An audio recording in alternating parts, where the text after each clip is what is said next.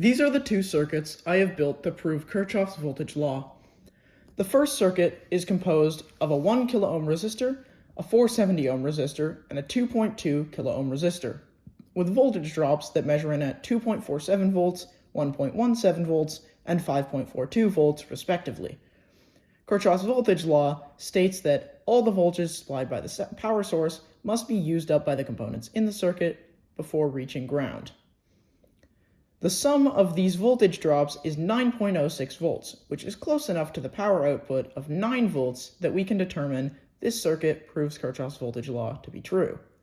Also, higher resistance resistors use more voltage because more voltage is required to push the current through a higher resistance. This is often depicted with a waterfall model. The second circuit is composed of a diode, a 470 ohm resistor, and a light-emitting diode, or LED, with voltage drops that measure in at 0.7 volts, 6.21 volts, and 2.05 volts, respectively. The reason the voltage drops are so drastically different from the first circuit is because components like LEDs have preferred maximum voltages. For example, this yellow LED's preferred maximum voltage is 2 volts.